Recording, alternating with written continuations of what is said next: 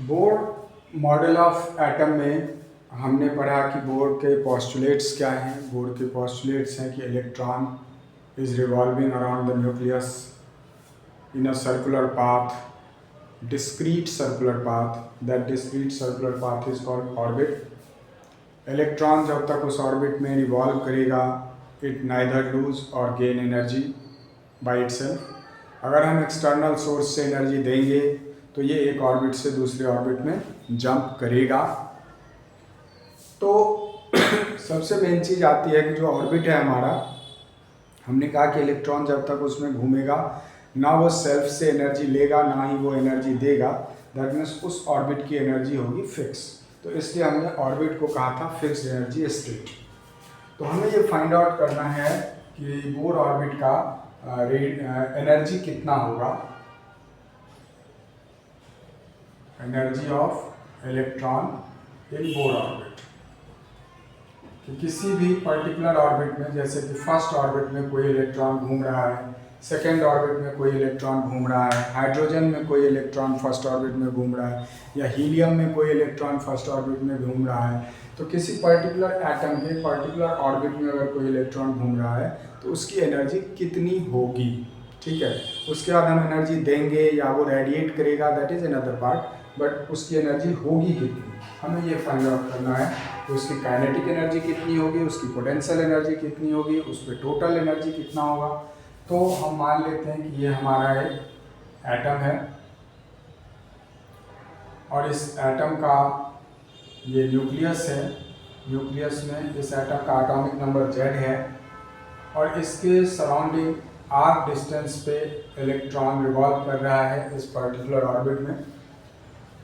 तो अगर हम न्यूक्लियस पे चार्ज निकालते हैं तो Z इंटू ई होगा और इलेक्ट्रॉन पे चार्ज मान लो E है, r डिस्टेंस पे है, तो कूलम्बिक फोर्स लगेगा kZe into E upon R square. क्योंकि हम जब हमने रेडियस का फॉर्मूला फाइंड किया था तो उस टाइम पे मैंने बताया था कि अगर ये चार्ज सिस्टम है, एक पॉजिटिव चार्ज और एक नेगेटिव चार्ज है, तो ये अट्रैक्ट करेंगे और एज पर कूलम्ब्स लॉ इस पर फोर्स लगता है k q1 q2 over R square. तो k q1 का वैल्यू हो गया Ze और q2 का वैल्यू हो गया E अपॉन आर स्क्वायर। ये हो गया इस पर फोर्स। तो ये हो गया kZe square by R square, ये इस पर फोर्स लग रहा है, सेंट्रीपिटल फोर्स। और अगर हम बात करें कि इस पे जो है सेंट्रीफ्यूगल फोर्स लगेगा, तो सेंट्रीफ्यूगल फोर्स कितना लगेगा, mv स्क्वायर बाय आर। दोनों फोर्स जब बराबर होंगे, सेंट्रीपिटल सेंट्रीफ्यूगल के बराबर होगा, तो ये इलेक्ट्रॉन इस ऑर्बिट पे रिवॉल्व करता रहेगा। That is kZe square by R square must be equal to mv square by R. दोनों फोर्स को बराबर होना होगा, तो kZe square by R square mv square by R के बराबर होगा। एक आर कैंसिल हो जाएगा हमारे पास, तो mv स्क्वायर इक्वल टू हो जाएगा kZe स्क्वायर बाय आर। अब हमें चाहिए कि हम इस इलेक्ट्रॉन का काइनेटिक एनर्जी निकालना चाहते हैं, हम इस इलेक्ट्रॉन का पोटेंशियल एनर्जी निकालना चाहते हैं और हम इस इलेक्ट्रॉन का टोटल एनर्जी निकालना चाहते हैं। काइनेटिक एनर्जी अगर हम निकालना चाहते हैं तो काइनेटिक एनर्जी का फॉर्मूला होता है हाफ mv स्क्वायर। अब mv स्क्वायर हम यहाँ पे निकाल चुके हैं। तो अगर हमसे कहा गया कि भाई आप काइनेटिक एनर्जी निकालिए, तो काइनेटिक एनर्जी क्या होगा, हाफ mv स्क्वायर होगा। तो इसका मतलब हो गया हाफ और ये हो गया kZe स्क्वायर ओवर आर। ये हो गया इसका काइनेटिक एनर्जी, ठीक है। काइनेटिक एनर्जी निकल गया kZe स्क्वायर बाय 2r। अब बात आती है कि इसका पोटेंशियल एनर्जी कितना होगा। तो पोटेंशियल एनर्जी किसी भी चार्ज सिस्टम का माइनस में k q1 q2 over r होता है। किसी भी चार्ज सिस्टम, तब जब एक सिस्टम ऑफ चार्ज है, q1 q2 दो चार्ज है, r डिस्टेंस से सेपरेट है, तो उसका पोटेंशियल एनर्जी होगा minus k q1 q2 over r। तो यहाँ पर हो जाएगा माइनस k q1 q2 और अपॉन r Ze इंटू ई Ze स्क्वायर ओवर r। ये पोटेंशियल एनर्जी हो गया इसका। तो काइनेटिक एनर्जी हमें मिल गया kZe स्क्वायर बाय 2r और पोटेंशियल एनर्जी हमें मिल गया minus kZe square over r। अब बात आती है टोटल एनर्जी की। तो टोटल एनर्जी कितना हो जाएगा, तो kinetic energy that is kZe square bye 2r और plus potential energy that is kZe square over r। जब इसको हम सॉल्व करेंगे तो इस पर टोटल एनर्जी हो जाएगा माइनस का kZe स्क्वायर अपॉन 2r। इसी को हम कहते हैं nth ऑर्बिट का एनर्जी माइनस के Z E square by 2r। और r का वैल्यू हमने उसमें निकाला था कि n square H square upon 4 pi square M Z E square के। तो अगर r का वो वैल्यू हम यहाँ पे पुट कर देते हैं और सारे कांस्टेंट का वैल्यू रख देते हैं तो nth ऑर्बिट का रेडियस जो इसका आ जाएगा माइनस का 13.6 Z square over N square. ये आ जाएगा energy of Bohr radius Bohr orbit, total energy of Bohr orbit. ये आएगा इलेक्ट्रॉन वोल्ट में, ये आएगा किसमें, इलेक्ट्रॉन वोल्ट में।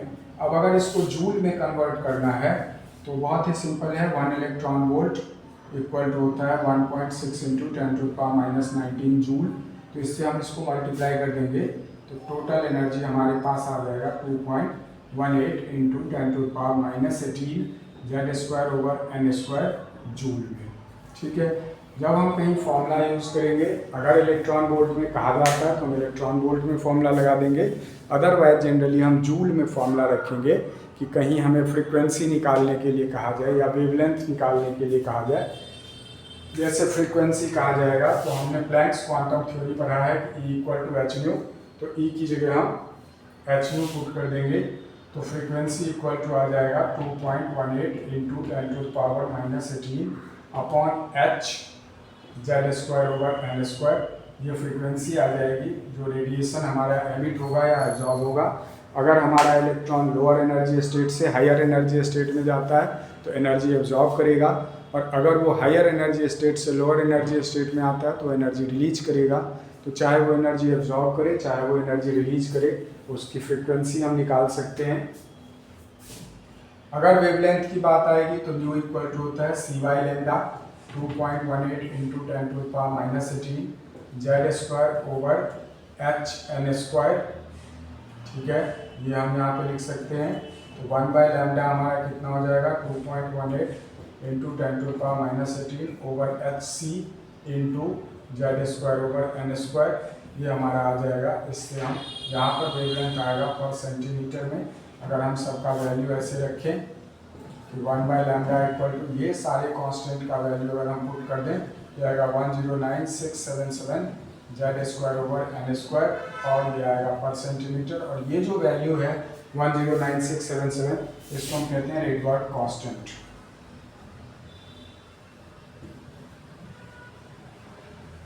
तो इस तरह से हम कहीं भी वेवलेंथ निकाल सकते हैं। और इस 1 बाई लैम्डा को हम वेव नंबर भी कहते हैं। इसको हम नंबर ऑफ वेव्स पर सेंटीमीटर, इसे हम वेव नंबर भी कहते हैं। तो अगर वेवलेंथ निकालने के लिए कहा जाए तो भी हम ये फॉर्मूला यूज़ करेंगे, और अगर वेव नंबर निकालने के लिए कहा जाए तो भी हम ये फॉर्मूला यूज़ करेंगे। तो किसी भी ऑर्बिट में अब हम देख सकते हैं कि जो एनर्जी है इलेक्ट्रॉन का वो क्या है, नंबर ऑफ ऑर्बिट के स्क्वायर के इन्वर्सली प्रोपोर्शनल है और एटॉमिक नंबर के स्क्वायर के डायरेक्टली प्रोपोर्शनल है। ठीक है ना।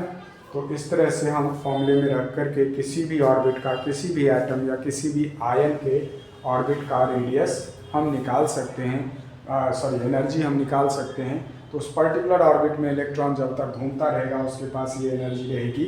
उसके बाद अगर आप एनर्जी देते हैं तो वो ग्राउंड स्टेट से एक्साइटेड स्टेट में जाएगा, और फिर जब हम एनर्जी देना बंद करेंगे वो कूल डाउन होगा तो वो एक्साइटेड स्टेट से रिटर्न बैक ग्राउंड स्टेट में आएगा। ठीक है। तो अगर वो एक्साइटेड स्टेट में जाता है तो एनर्जी एब्जॉर्ब करेगा, और अगर वो रिटर्न बैक आता है तो एनर्जी एमिट करेगा। तो एब्जॉर्ब या एमिटेड रेडिएशन की फ्रीक्वेंसी हम निकाल सकते हैं, उसका वेवलेंथ हम निकाल सकते हैं, उसका वेव नंबर हम निकाल सकते हैं। ठीक है। वेलोसिटी ऑफ इलेक्ट्रॉन हम निकाल सकते हैं यहाँ से। हम यहाँ पे वेलोसिटी को v स्क्वायर है, यहाँ से हम वेलोसिटी निकाल सकते हैं के Z E square upon R M हो जाएगा, उसका अंडर रूट वेलोसिटी आ जाएगी इलेक्ट्रॉन की। तो velocity, kinetic energy, potential energy, total energy, wave length, frequency, wave number, ये सारी चीज़ें हम कैलकुलेट कर सकते हैं इस फॉर्मूले के थ्रू। ओके।